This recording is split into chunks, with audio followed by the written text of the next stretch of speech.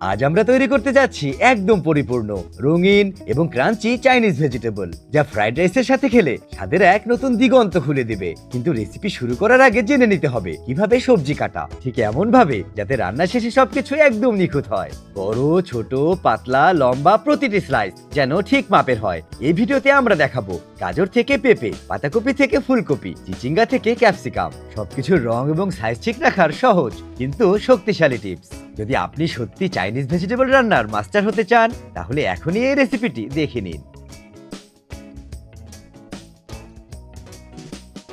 Chinese vegetable তৈরি করার জন্য সর্বপ্রথমে আমাদের জেনে নিতে হবে কিভাবে এবং কতটুকু সাইজ করে ভেজিটেবলগুলো কেটে নিতে হবে। যার জন্য আমরা সর্বপ্রথম শুরু করব গাজর দিয়ে। গাজরগুলো আমরা একটি পিলার মেশিন দিয়ে প্রথমে ছিলে নেব।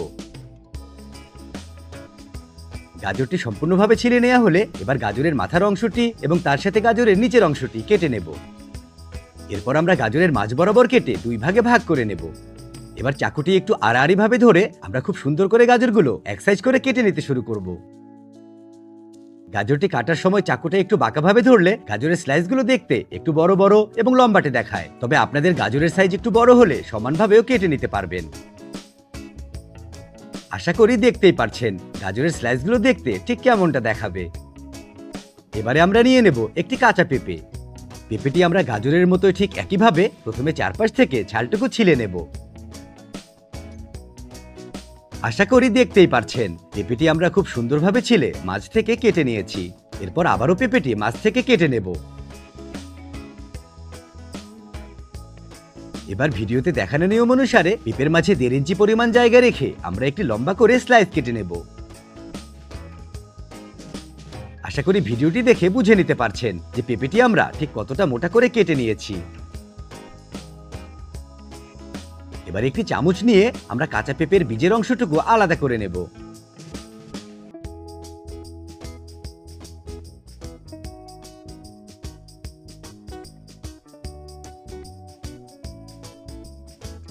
এরপর আমরা পেঁপের মাঝ বরাবর কেটে এখান থেকে ঠিক গাজরের মতো পাতলা পাতলা করে স্লাইস করে নিতে শুরু করব। অবশ্যই চেষ্টা করবেন যেন সবগুলো সবজি সমান সাইজের করে কাটা হয়, তাহলে রান্নার পর দেখতে যেমন সুন্দর লাগবে ঠিক তেমনি ভেজিটেবলগুলোর টেক্সচারটাও ভালো আসবে। আশা করি দেখতেই পারছেন পেঁপে এবং গাজর কেটে নেওয়ার পর একদম একই সাইজের হয়েছে। এরপরে আমরা নিয়ে নেব পাতাকপি। আমরা পাতাকপিটাও ঠিক একইভাবে গাজর এবং পেঁপের মতো সাইজ রেখে কিউব কিউব করে কেটে নেব। ভিডিওতে দেখানো নিয়মটা ঠিকঠাকভাবে ফলো করলে আশা করি আপনাদের কোনো অসুবিধা হবে না।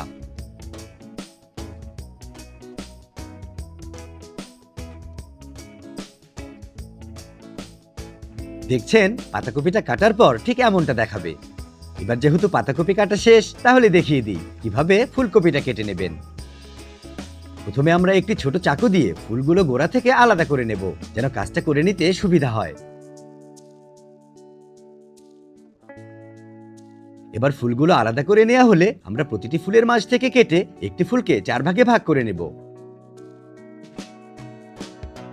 তবে ফুলগুলোর সাইজ যদি খুব বেশি ছোট হয় তাহলে 2 ভাগে ভাগ করে নিলেই হবে।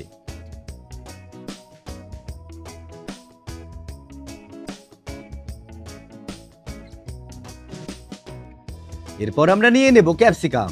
ক্যাপসিকামটি নিয়ে ঠিক মাঝ বরাবর কেটে লম্বালম্বি ভাবে স্লাইস করে নেব। এরপর ক্যাপসিকামের ভেতর যে সাদা অংশটুকু অর্থাৎ বীজসহ অংশটুকু আছে সেটুকু কেটে নেব। এই অংশটুকু থেকে রান্নায় হালকা তেতো ভাব আসে। এবার ক্যাপসিকামগুলো আমরা ঠিক ভিডিওতে দেখানো নিয়ম অনুসারে কেটে নেব।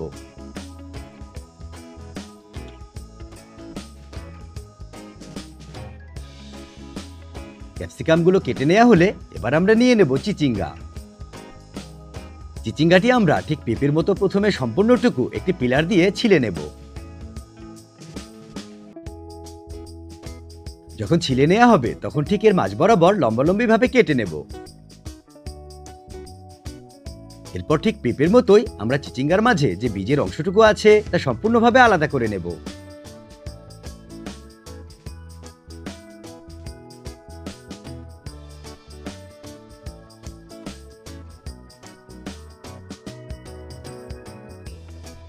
এবার ভিডিওতে দেখানো নিয়ম অনুসারে আমরা 1 ইঞ্চি করে জায়গা রেখে চিচিঙ্গাগুলো ঠিক এরকম আড়াআড়ি ভাবে কেটে নেব।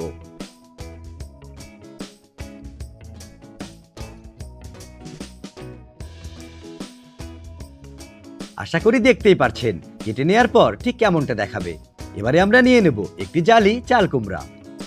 যেহেতু চাল কুমড়া ছিলে নিলে সিদ্ধ করার পর গলে যেতে পারে আর উপরের সবুজ রংটাও পাওয়া যাবে না, তাই আমরা ছালের অংশটুকু না ছিলে ঠিক এভাবে ভিডিওতে দেখানো নিয়ম অনুসারে উপরের অংশটুকু রেখে কেকড়ে নেব। অবশ্যই একটু সুন্দরভাবে কেকড়ে নিতে হবে, তবে সবুজ অংশটা যেন উঠে না যায়, তাহলে রান্নাটি দেখতেও সুন্দর দেখাবে।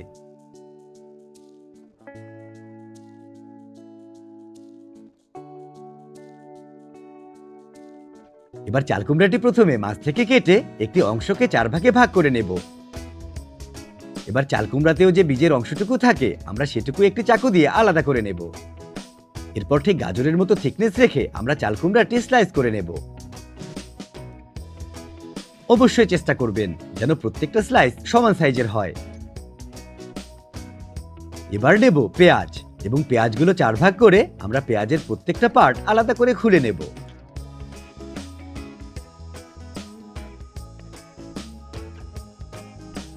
চাইলে আপনারা এখানে সম্পূর্ণ পেঁয়াজটাই ব্যবহার করতে পারেন, তবে যদি দেখার সৌন্দর্যের বিষয় থাকে তাহলে আমাদের মতো শুধু বড় অংশগুলো বেছে নিতে পারেন এবং বাকি মাঝের ছোট অংশগুলো অন্য কোনো রান্নায় ব্যবহার করতে পারেন।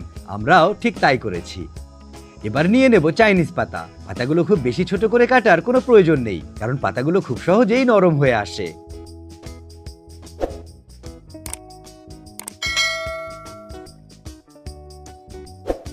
দেখতেই পারছেন চাইনিজ পাতা এবং কেটে নেওয়া চিচিঙ্গাগুলোর সাইজ একদম সমান হয়েছে। এবার কয়েকটি কাঁচামরিচ নিয়ে ঠিক এভাবে আড়াআড়ি ভাবে কেটে নেব, তাহলে দেখতে লম্বা হবে এবং রান্নায় অ্যাড করার পর অনেক সুন্দর দেখাবে।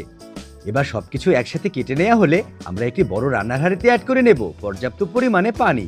সবজিগুলো সেদ্ধ করার জন্য অবশ্যই একটু বেশি পরিমাণে পানি অ্যাড করে নিতে হবে, যেন সবজি অ্যাড করার পর পানি খুব বেশি ঠান্ডা না হয়ে যায়। এবার যখন পানি কিছুটা গরম হয়ে আসতে শুরু করবে তখন আমরা পানিতে অ্যাড করে নেব 1 টেবিল চামচ পরিমাণ লবণ।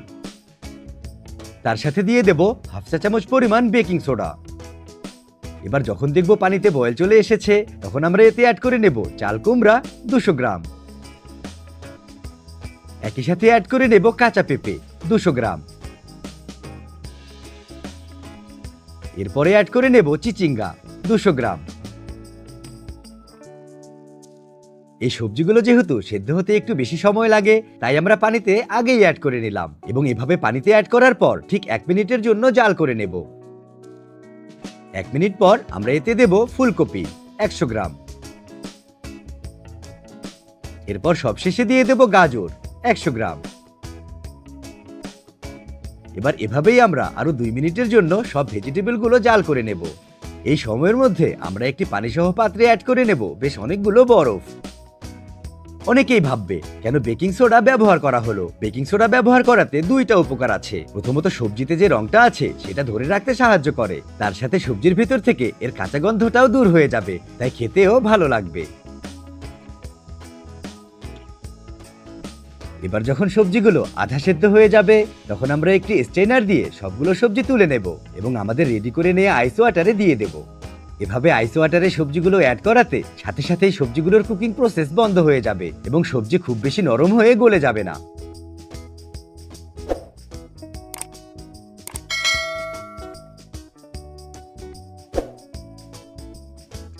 আশা করি দেখতেই পারছেন সবজিগুলো পুরোপুরিভাবে ঠান্ডা হয়ে আসার পর আমরা এর থেকে সম্পূর্ণ পানি ঝরিয়ে নিয়েছি এবং দেখেই বোঝা যাচ্ছে যে আমাদের সবজিগুলো একদম পারফেক্টভাবে বয়েল করে নেওয়া হয়েছে। তবে সবজিগুলো খুব বেশি সেদ্ধ করে নরম করে ফেলা যাবে না, এর ভিতর হালকা একটু ক্রাঞ্চি ভাবটা থাকতেই হবে। এবার আমরা আলাদা একটি পাত্রে 4 টেবিল চামচ কর্নফ্লাওয়ার নিয়ে এতে অ্যাড করে নেব 1/2 কাপ পরিমাণ পানি।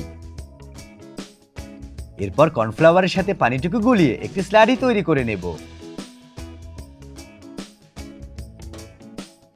এবার আমরা রান্নার প্রসেস শুরু করার জন্য একটি রান্নার হাঁড়িতে তেল দিয়ে নেব 4 টেবিল চামচ। তেল কিছুটা গরম হয়ে আসলেই আমরা চুলার আঁচ হাই হিটে রেখে এতে অ্যাড করে নেব রসুন কুচি 1.5 টেবিল চামচ। তার সাথে অ্যাড করে নেব আদা কুচি 1 টেবিল চামচ। 5টি সুন্দর করে কেটে নেওয়া কাঁচামরিচ। এবার যেহেতু চুলার আঁচ হাই হিটে তাই অনবরত নেড়েচেড়ে কিছুক্ষণ আদা রসুন মরিচ সবকিছু ভেজে নিতে হবে। আমরা খুব বেশি ভেজে আদা এবং রসুনের কালারটা নষ্ট করে ফেলবো না। যখনই দেখবো রসুনের রং কিছুটা চেঞ্জ হয়ে আসতে শুরু করেছে তখনই এতে এক এক করে অ্যাড করে নেব 120 গ্রাম পরিমাণ ক্যাপসিকাম। তার সাথে অ্যাড করে নেব পার্টে পার্টে আলাদা করে নেওয়া পেঁয়াজ 150 গ্রাম।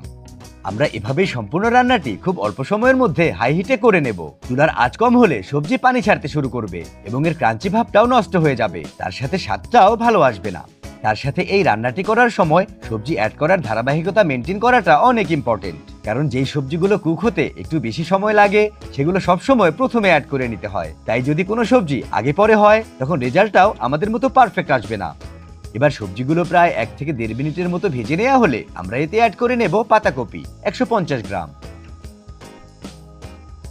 এবার ঠিক একইভাবে আবারও প্রায় 1.5 মিনিটের জন্য ভেজে নেব। আমাদের দেখানো নিয়মগুলো যদি আপনারা প্রথম থেকে শেষ পর্যন্ত খুবই সুন্দরভাবে ফলো করে নেন তাহলে দেখবেন এই রান্নাটা করতে আপনার জন্য খুবই সহজ হয়ে যাবে এবং এই ভেজিটেবলটা খেতেও কিন্তু খুবই দুর্দান্ত স্বাদের হবে। এবার সবকিছু ভেজে নেওয়া হলে প্রথমে আমাদের বয়েল করে নেওয়া সবজিগুলো এতে অ্যাড করে নেব। এরপর এতে একে একে অ্যাড করে নেব 1 টেবিল চামচ লাইট সয়া সস, 1 টেবিল চামচ ম্যাগি সস, তার সাথে 1 চা চামচ ফিশ সস। এরপর দিয়ে দেব 1 চা চামচ পরিমাণ সাদা গোলমরিচ গুঁড়া। খুবই গুরুত্বপূর্ণ উপকরণ সেটা হলো চিকেন পাউডার 1 টেবিল চামচ। এরপরে দিয়ে দেব টেস্টিং সল্ট 2 চা চামচ। স্বাদের ব্যালেন্সের জন্য দিয়ে দেব চিনি 1 টেবিল চামচ এবং সবশেষে খুবই সামান্য একটু লবণ। সবকিছু অ্যাড করে নেওয়া হলে এবার আমরা চুলার আঁচ হাই হিটে রেখেই সবকিছু একসাথে মিশিয়ে নেব।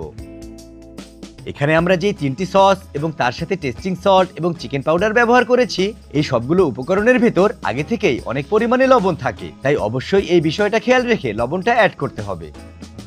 সবকিছু একসাথে মিশিয়ে নেওয়া হলে এবার আমরা এতে অ্যাড করে নেব 2 কাপ পরিমাণ পানি। পানি অ্যাড করে যখনই দেখব বয়েল চলে এসেছে তখনই এতে অ্যাড করে নেব চাইনিজ পাতা 50 গ্রাম।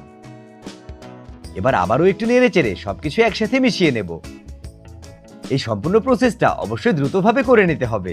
এখানে আরেকটি কথা, সেটা হলো অনেকেই রান্নায় টেস্টিং সল্ট ব্যবহার করেন না, তবে চাইনিজ কিউজিনের ভেতর যে কোনো রান্নার আসল স্বাদটা আসার জন্য সবসময় টেস্টিং সল্টটা ব্যবহার করা হয়ে থাকে। তাই আমরা যেহেতু আপনাদের সাথে অথেন্টিক রেসিপিটি শেয়ার করি তাই আমরাও ব্যবহার করেছি। এবার আমরা যেই কর্নফ্লাওয়ারের স্লারিটা তৈরি করে নিয়েছিলাম সেই স্লারিটা রান্নায় অ্যাড করে নেব। এবার স্লারিটুকু অ্যাড করার সাথে সাথেই সবকিছু একসাথে নেড়েচেড়ে মিশিয়ে নিতে হবে, তা না হলে স্লারিটুকু জমে যেতে পারে। প্রায় 1 মিনিটের মতো নেড়েচেড়ে নিলেই আমরা দেখতে পারবো যে আমাদের চাইনিজ ভেজিটেবলটা তৈরি হয়ে গেছে। এই সময় আমরা চুলাটি বন্ধ করে দেব। আশা করি দেখতেই পারছেন আমাদের চাইনিজ ভেজিটেবলটা কত সহজেই তৈরি করে নিলাম। চুলা জ্বালিয়ে ঝটপট করে রান্না করতে করতেই দেখবেন নিমিষেই আমাদের মতো এই অসাধারণ লোভনীয় স্বাদের এই চাইনিজ ভেজিটেবল রেডি।